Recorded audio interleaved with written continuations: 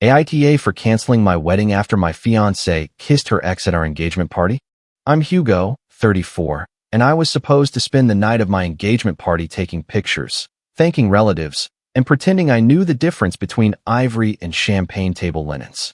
Instead, I ended up standing near the back patio with half a plastic cup of warm beer in my hand, watching my fiancée kiss the one person she had promised me was ancient history. Her name was Alyssa.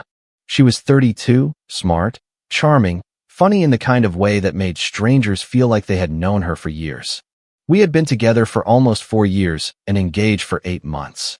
By the time the party happened, wedding planning had stopped being an occasional conversation and had become part of our everyday life.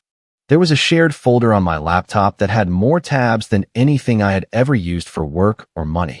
Guest list, vendor contacts, seating draft, deposit receipts, photographer contract, catering notes, florist invoice, hotel block, engagement gallery. Alyssa updated that folder like it was a living organism. Sometimes I would wake up to a notification at 1:17 in the morning that she had changed cream roses to ivory roses, then changed it back at 1:23. I used to joke, I had no idea marriage required this much stationery. She would roll her eyes and say, "You'll thank me when it looks perfect." And I believed her.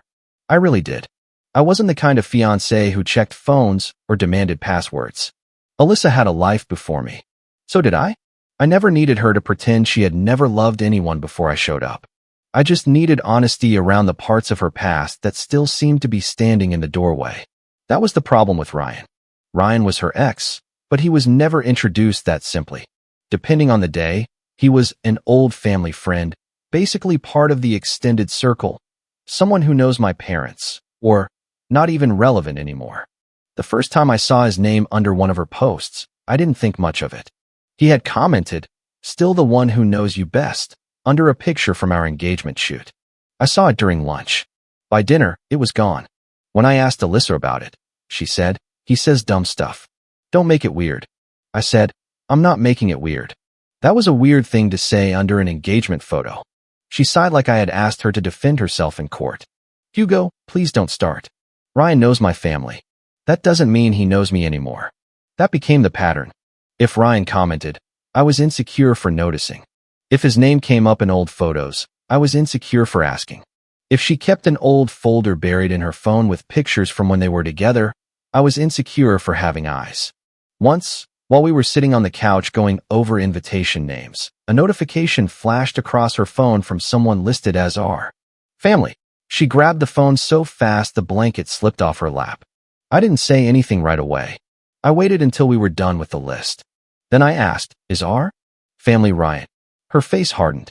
"Why are you looking at my phone?" I wasn't looking through it. It lit up in front of me. "So now you're monitoring who texts me?" "No. I'm asking why your ex is saved like a cousin." She stood up and carried her wine glass to the kitchen. "Because I knew you'd act like this." That line stuck with me.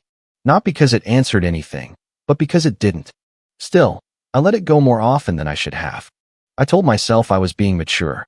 I told myself secure men didn't make a scene over comments and old photos. I told myself I didn't want to become the controlling fiancé women warn each other about. The truth was more uncomfortable than that. I was afraid that if I pushed too hard, she would turn my reasonable questions into proof that I didn't trust her. And she was very good at that. About 6 weeks before the engagement party, a bridesmaid accidentally texted the wedding party group chat, "Is he really okay with him coming?" It sat there for maybe 30 seconds before she deleted it. Alyssa immediately sent, "Wrong chat LOL," followed by 3 laughing emojis. I stared at the message. My thumb hovered over the screen. I almost asked who him was. But the conversation had already moved on to dress alterations and who needed to bring phone chargers for the party, so I didn't. That was another thing I wish I had paid attention to. The engagement party was at a rented event space with a back patio, a little bar area, and string lights that made everything look warmer than it felt. There was a gift table near the entrance with envelopes stacked beside a framed picture of us from our engagement shoot. Alyssa's mother, Diane, had put out folded cocktail napkins with our initials on them.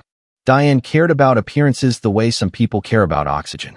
She walked around all night smoothing table runners, adjusting candles, and reminding people where to stand for photos. She was 58 and always dressed like she expected someone to take a picture of her. She loved Alyssa, but she loved a perfect event almost as much. My dad, Martin, showed up in a navy jacket he wore only when someone told him jeans would be disrespectful. He was 61, calm, observant, and allergic to unnecessary drama. He shook my hand when he arrived, then pulled me into a hug and said, "You look nervous." "I'm fine," I said. "You look like a man pretending table linens are normal." I laughed for the first time that day.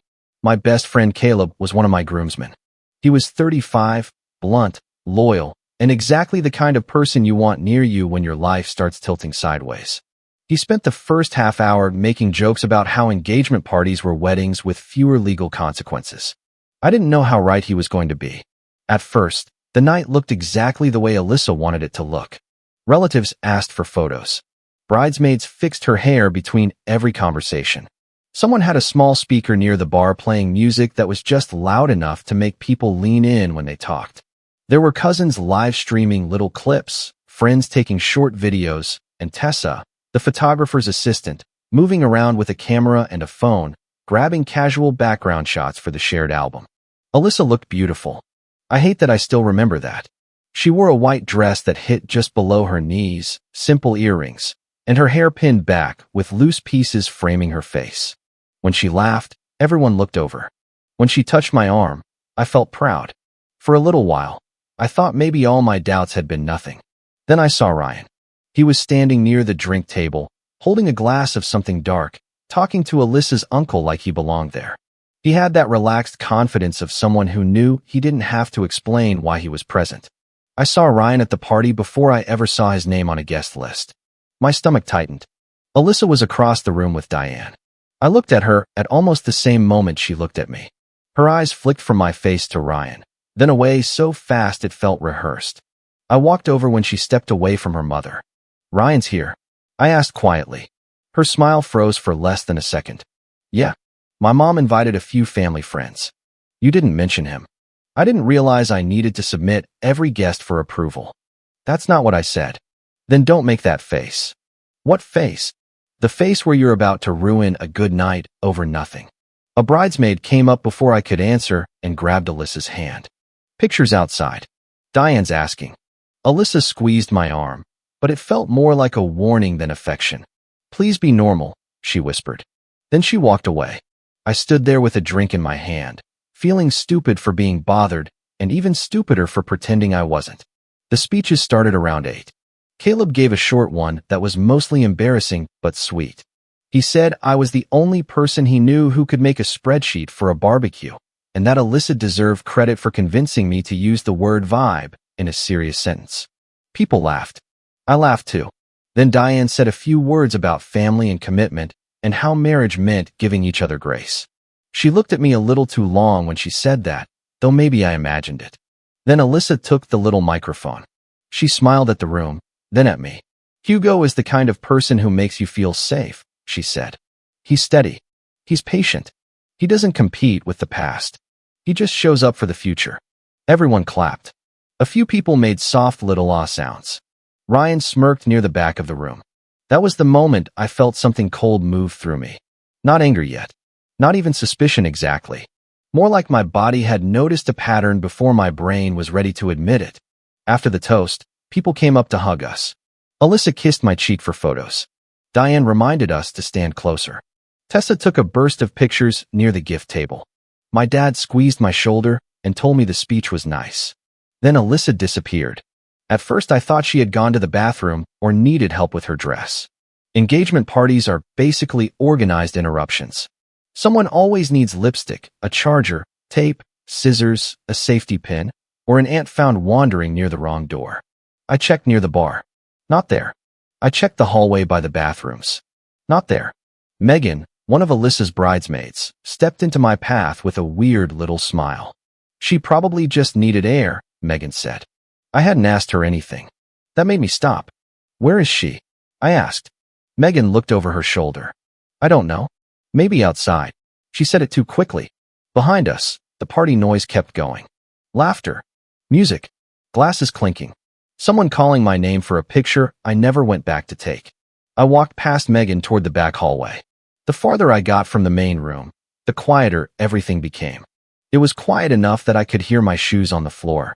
There was a side door cracked open, and beyond it, the back patio lights glowed against the dark. I heard Alyssa's voice first. It was low, soft, familiar in a way that made my chest tighten before I saw anything. Then I stepped outside. Alyssa was near the far end of the patio, half hidden by a brick column and a big planter. Ryan had one hand at her waist. Her hand was on his chest. And they were kissing. Not a cheek kiss. Not a quick, awkward, caught-off-guard peck. Not some friendly goodbye that landed wrong because someone turned their head. It was the kind of kiss where both people know exactly what they are doing. I froze. I don't know how long I stood there. 5 seconds. 10. Long enough for doubt to die. Alyssa pulled back first. She looked at me. The worst part was that she didn't look terrified. She didn't look ashamed. She looked annoyed, like I had walked into a room without knocking. Ryan stepped back and ran a hand through his hair. Man, he said, it's not what it looked like. That line is so useless when something is exactly what it looked like. I looked at Alyssa. Tell me I didn't just see that. She laughed once. Not because it was funny.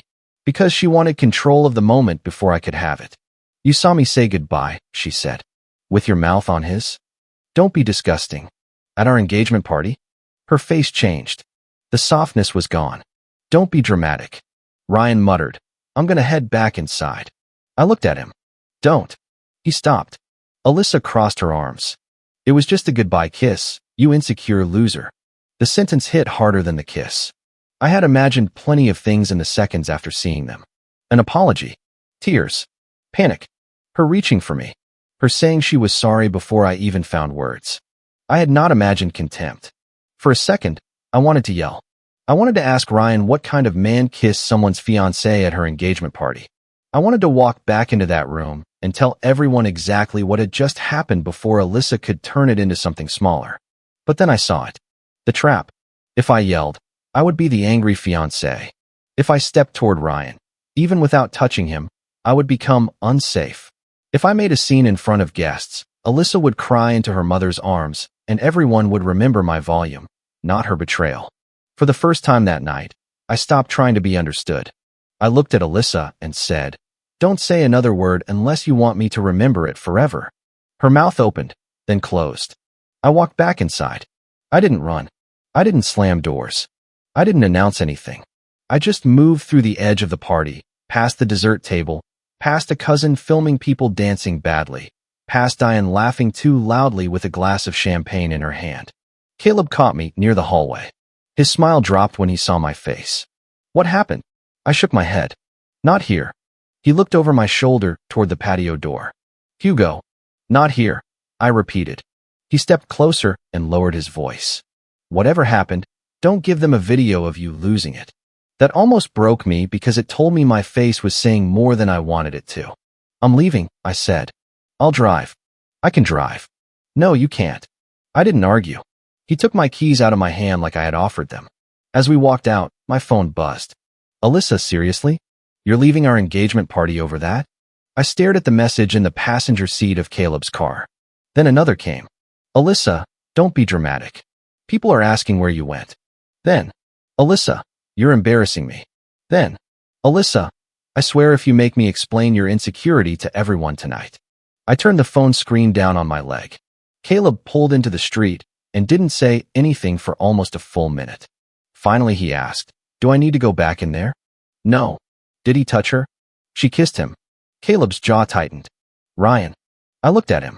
He exhaled hard. Of course. That made me turn toward him. You knew he was there? I saw him.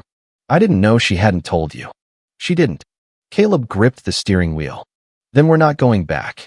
I spent that night at Caleb's place on his couch with my phone buzzing on the coffee table every few minutes. Alyssa went from annoyed to angry to insulting to fake calm. Alyssa, it was nothing. Alyssa, you ruined the night. Alyssa, everyone noticed you left. Alyssa, my mom is humiliated. Alyssa, I cannot believe you're doing this because of one stupid moment. Alyssa, you're acting exactly like I was afraid you would. I didn't answer. Not because I was strong. I wasn't. My hands were shaking. My chest hurt. I kept replaying the kiss and then the insult, The way she said insecure loser like she had been waiting to use those words. But I knew one thing clearly. Anything emotional I sent would be cut apart and used later. So I started documenting. Caleb got me his laptop. I logged into the shared planning folder and downloaded copies of everything with my name, my card, or my email attached. Vendor contracts, deposit receipts, payment schedules, the hotel room block, the photographer agreement, catering notes, florist invoices, the venue payment timeline. I exported the guest list and saved screenshots of the folder activity. Then I made a timeline. 8:02 p.m. Alyssa speech. 8:18 p.m. Alyssa disappears. 8:22 p.m. Megan says she probably needed air. 8:24 p.m. I find Alyssa kissing Ryan on back patio. 8:25 p.m. Alyssa calls it just a goodbye kiss and calls me an insecure loser. 8:30 p.m. I leave with Caleb. 8:36 p.m. Alyssa texts that I am embarrassing her. It felt cold and ridiculous, writing down the destruction of my engagement like incident notes. But it also kept me from texting her back. I treated the next hour like I was building a fireproof box around my own sanity. Around 1:40 in the morning, my phone buzzed again. Not Alyssa. Megan. Megan, I know I'm probably the last person you want to hear from. I stared at it. Another message appeared. Megan, but I don't think you know everything. I should have said something before tonight. My stomach turned. I typed, then say it now. For 5 minutes, nothing. Then screenshots started coming through. The first one was from a thread between Megan and Alyssa 2 days before the party. Alyssa, Ryan said he might come after all. Megan, does Hugo know? Alyssa, not directly. Megan, Alyssa. Alyssa, my mom invited him as family friend. It's fine. Megan, is he really okay with him coming? Alyssa, don't put his name in the wedding party chat. I stopped breathing for a second. Then came another screenshot. Alyssa, I think I need closure before I'm someone's wife. Megan, closure like talking or closure like making everything messy. Alyssa, talking. Obviously. Megan, you sure? Alyssa, I just need to know I'm choosing the right future. Another. Alyssa, part of me wants to know Hugo would fight for me if Ryan tried something. Megan, that sounds like a terrible idea. Alyssa, it's not an idea. It's just feelings. Megan, please don't make tonight weird. Alyssa, I like knowing they'll be in the same room. Is that awful? Megan, kind of. Alyssa, I don't mean it like that. I just want to feel chosen. The kiss had hurt. The screenshots made it surgical. I sat on Caleb's couch in the dark, reading those messages while he stood in the kitchen doorway, silent. Megan sent one more. Megan, she also changed Ryan's contact name. I saw it last week when we were doing hair trial stuff. It used to say Ryan. Now it says our family. I already knew that part, but seeing someone else confirm it made me feel less crazy and more furious. I typed, why are you sending this now? Megan replied almost immediately. Megan, because I thought she was being dramatic, not serious. I thought she wanted attention, not this. When you left, she told Diane you were spiraling, and that she knew you'd overreact if Ryan came. I'm sorry. I should have told you before. I put the phone down and covered my face with both hands. Caleb said, there's more, isn't there? I nodded. He walked over, read what I showed him, and said one word. Wow. That was all. He didn't add some dramatic speech. He just sat beside me. For a while, neither of us said anything. Then my phone buzzed again. Alyssa, I hope you're proud of yourself. My aunt just asked if we broke up. I almost laughed. Not because it was funny, because she was still thinking about the room.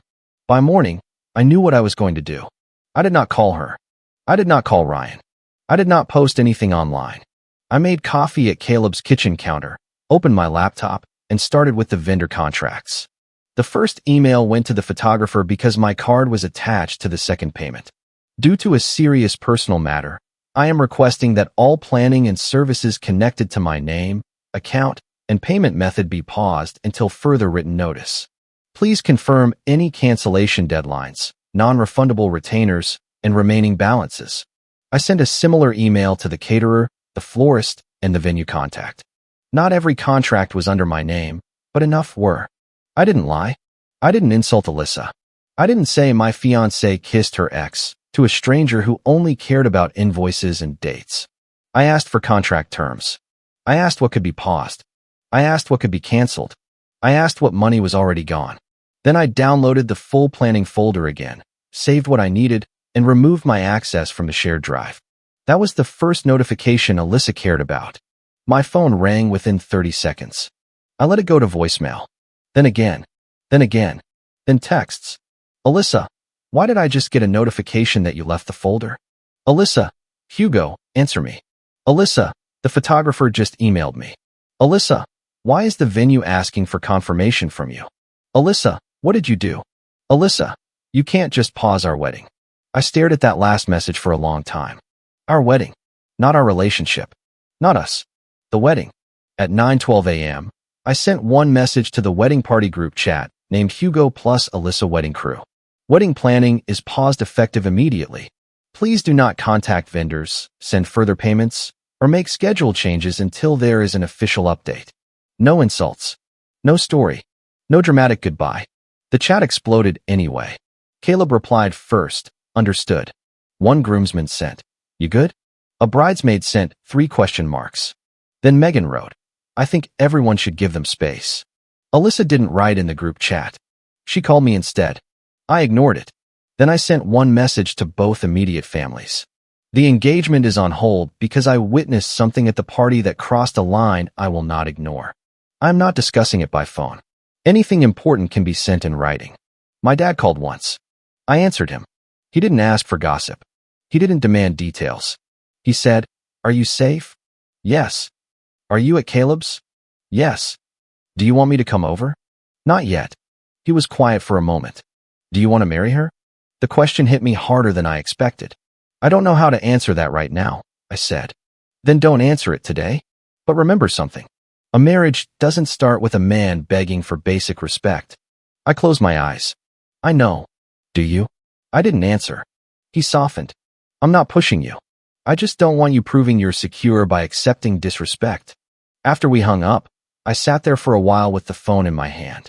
Then Diane started texting. Diane, Hugo, this is Diane. We need to speak as adults. Diane, I understand there was an emotional moment last night. Diane, weddings bring up complicated feelings. Diane, mature couples work through embarrassing moments privately. I almost ignored her too, but I decided one written response was better than silence she could fill with her own version. I replied, calling it one emotional moment leaves out the planning, the lying, the kiss, and the part where Alyssa called me a loser for noticing. I am not announcing private details to punish her. I am also not letting people think I stopped the wedding because I got jealous over nothing. Diane didn't answer for almost an hour. Then she sent, I think you are making a permanent decision while hurt. I replied, I am making temporary decisions to stop more money and planning while I understand what happened. That is responsible. She didn't like that. I could tell because Alyssa called again right after. Her voicemail started angry. Hugo, answer me. You don't get to humiliate me because your ego got bruised. You left me standing there in front of everyone. My mom had to cover for you. People were asking if you were drunk or if we had a fight. Do you understand how embarrassing that was? I saved it. Then another voicemail came 20 minutes later. Her voice was different. Shaky. Okay. I'm sorry I called you insecure. That was mean. But you're scaring me. Vendors are emailing. People are texting. You can't just dismantle our wedding overnight. We need to talk. I saved that too. By noon, people had started choosing sides without even knowing what they were choosing. One of Alyssa's cousins messaged me. I don't know what happened, but please don't embarrass the family publicly. A groomsman asked if he should cancel his tux fitting. An aunt on my side texted my dad instead of me, which I appreciated. Then Tessa sent a message in the group chat asking where to upload the raw gallery from the party because Alyssa had requested everything. That caught my attention. I messaged Tessa privately. Hey, before sending anything around, can you upload the raw shots to the original shared album? I want the timestamps preserved. Tessa, sure. Is everything okay? Me, not really. I'm just trying to keep records clean. Tessa, got it. I'll upload without edits. An hour later, the album link updated. It wasn't a perfect video of the kiss. This wasn't a movie. There wasn't one clean angle with dramatic lighting and a confession in the background. It was worse in a way. Ordinary evidence. A short video from someone's toast showed Alyssa and Ryan standing too close near the hallway before she disappeared. A burst of photos from Tessa showed Alyssa laughing with her hand on Ryan's arm while I was across the room talking to my dad. Another background shot caught Ryan walking toward the back hallway. 30 seconds later, Alyssa was visible near the edge of a different frame, following the same direction. It matched my timeline exactly. Caleb watched me go through it. She had prepared for angry Hugo, he said. She had no plan for quiet Hugo with receipts. I didn't smile, but he was right. By late afternoon, Ryan started distancing himself. Not to me directly. He didn't have the courage for that. One of my groomsmen knew someone who knew him, and messages started moving through the little social pipeline people pretend doesn't exist.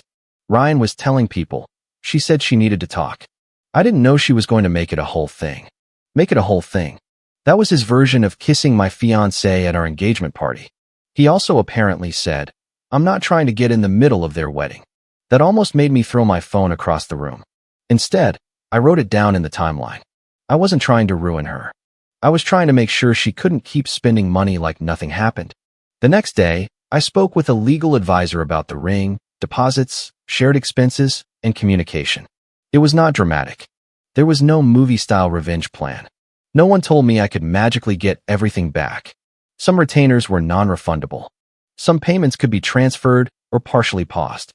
Some depended on contract language. The ring depended on state law and circumstances, so I was told to keep it documented and avoid making threats. I asked, "I'm not looking for revenge. I need to know what I'm responsible for, what I can cancel, and what communication needs to stay documented." The answer was simple. Keep everything in writing. Don't make emotional promises. Don't destroy anything. Don't withhold shared information connected to shared payments. Don't let someone else keep using your name, card, or email for active contracts. That was enough. Alyssa wanted a phone call. I refused. Then she wanted to come to Caleb's place. I refused that too. Finally, she asked for one face-to-face conversation in a neutral place with Megan present. I almost said no. But part of me needed to hear her say out loud what the screenshots already proved. I agreed on conditions. No yelling. No private room. No rewriting later. Megan present for the beginning. Caleb nearby. Anything financial discussed afterward in writing. Alyssa texted, "So now I'm some criminal?" I replied, "You're someone who lied to me and then accused me when I noticed. I'm protecting myself from more of that." We met in a quiet corner of a casual restaurant early in the afternoon, before the dinner crowd. It was the kind of place with laminated menus, ceiling fans, and waiters who didn't care about your personal crisis as long as you ordered coffee. Alyssa looked like she hadn't slept. Her hair was pulled back. No makeup except mascara, slightly smudged. She looked small in a way that would have made me reach for her a week earlier. Megan sat beside her, eyes down, both hands around a glass of water. Caleb sat 2 tables away, close enough to see, far enough not to hover.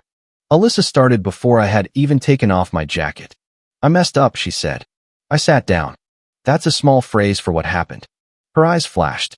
There she was. "Are you here to punish me or talk?"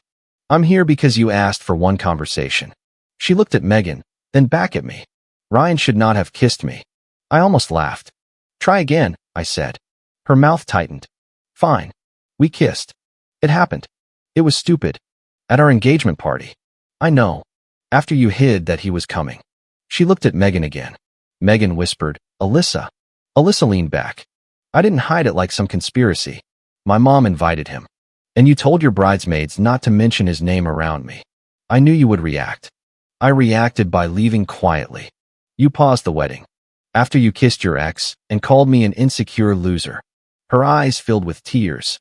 I said that because I was scared. Of what? Of you looking at me like that. Like what? Like I was dirty. I stared at her. That was the first moment I felt the old pull. The part of me that wanted to comfort her. The part that wanted to say, no, that's not what I meant. Even though she was the one who had hurt me. Then I remembered my dad's voice. A marriage doesn't start with a man begging for basic respect. So I didn't comfort her. I said, you did not just kiss him. You made me the villain for noticing. She wiped under one eye. I panicked because marrying you made everything feel final. Marriage is final. That was the point. You don't understand. Then explain it. She took a shaky breath. Ryan was my first real love. He knew me before I had everything figured out. Before I was trying to be someone's wife. Seeing him there brought up things. At our engagement party, I said again, I know that. No, you keep saying you know, but you talk like the party happened near the mistake instead of being part of it. Megan looked down. Alyssa's voice broke. I needed closure. I pulled out my phone, opened the screenshots, and placed it on the table. You needed closure, I said. You also wrote that you wanted to know if I would fight for you if Ryan tried something. Alyssa closed her eyes. Megan whispered, I'm sorry. I ignored Megan for the moment and kept looking at Alyssa. You wrote that you liked having us in the same room because it made you feel chosen. Alyssa's tears stopped. Her face shifted into something defensive and exposed. That was private, she said. That was planning. I didn't plan to kiss him. You planned the situation. You hid his invitation. You told people not to say his name. You changed his contact. You made a speech about me not being threatened by the past while your past was standing by the drink table, smirking at me. She flinched at that. I kept going, still calm, though my heart was beating so hard I could feel it in my throat. And then when I found you kissing him, you didn't apologize. You tested which version of me you could sell. If I got angry, I was jealous and unsafe. If I walked away, I didn't love you enough.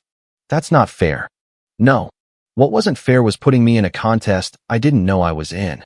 She leaned forward. I wanted to know you still wanted me. I bought a ring. I planned a wedding. I showed up every day. If that wasn't enough, a public contest with your ex wasn't going to fix you. Her face crumpled then. For a second, nobody spoke. The waiter came by, saw our faces, and wisely left without asking if we needed refills. Alyssa said, You were supposed to fight for me. There it was.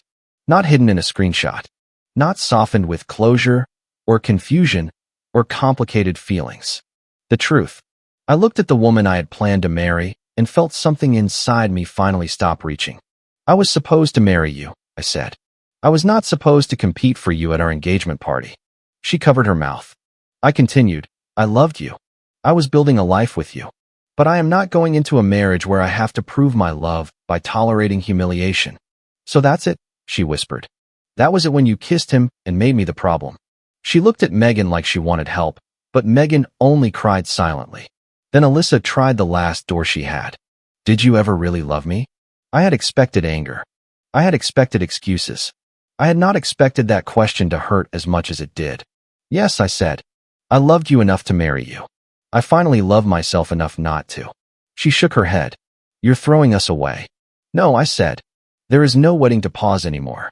The engagement is over. She sat back like I had slapped her. I had not raised my voice once. That mattered later. Because the story she tried to tell after that was exactly the one I had expected. At first, she told people I had freaked out over a goodbye. Then she said I had always been jealous of Ryan. Then she said I punished her financially by canceling things behind her back. But the facts didn't fit her version. I had not screamed at the party. I had not threatened Ryan. I had not posted revenge content. I had not emptied an account or destroyed anything. I had left with Caleb. I had communicated in writing. I had asked vendors for contract terms. I had paused anything tied to my name and payment method. And there were too many ordinary pieces of evidence. Megan stepped down as bridesmaid and apologized to me in writing.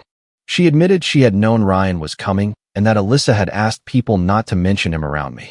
She said she was sorry for being conflict avoidant when honesty would have saved me public humiliation.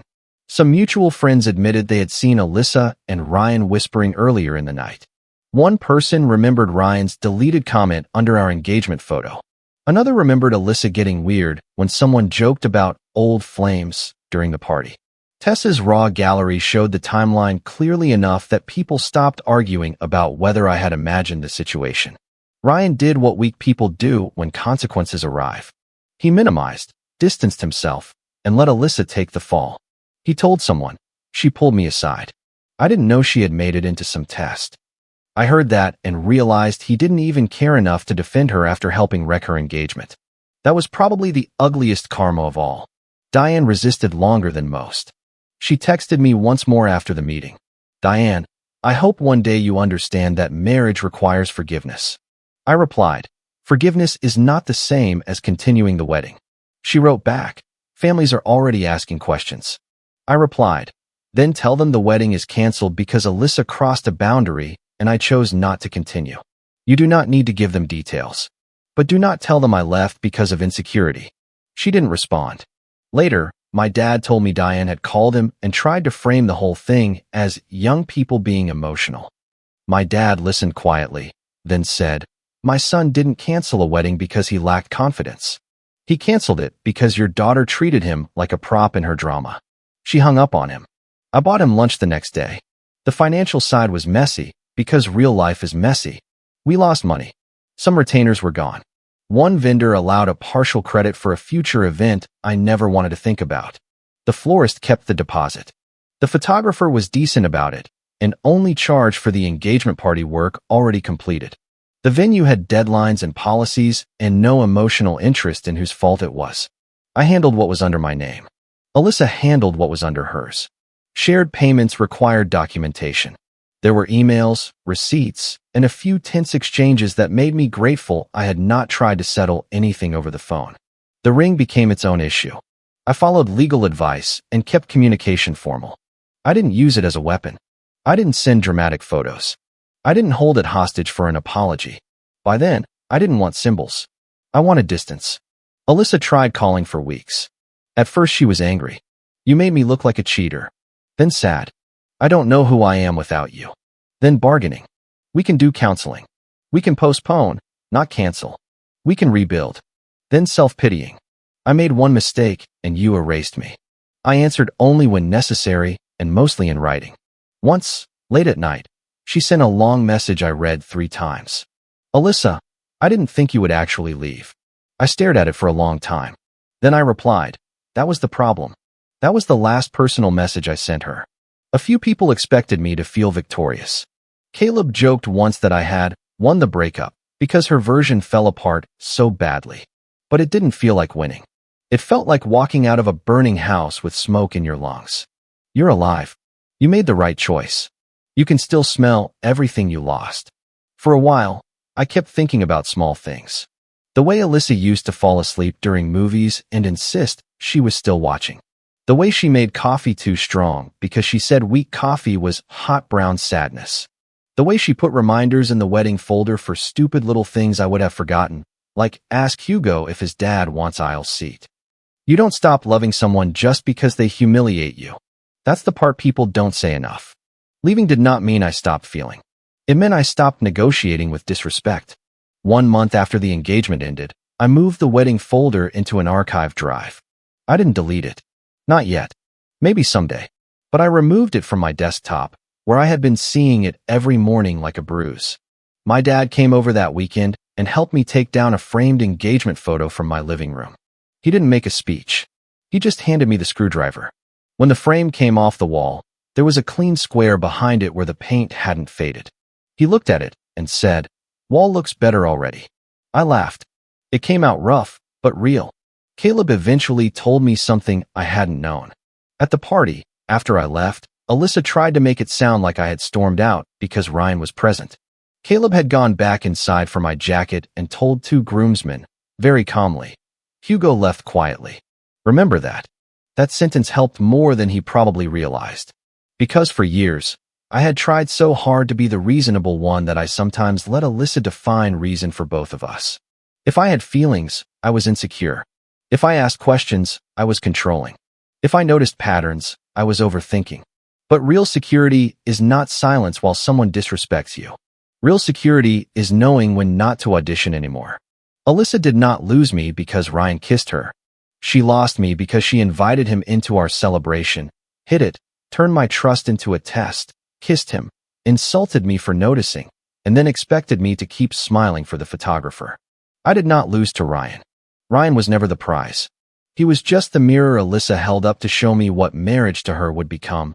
Tests, triangles, public performances, and private blame. I canceled the wedding because I finally understood that a person who needs someone else in the room to feel chosen is not ready to choose you. And I was done competing for my own fiancé. If you like the stories, don't forget to leave a comment and support the channel by subscribing. See you in the upcoming stories.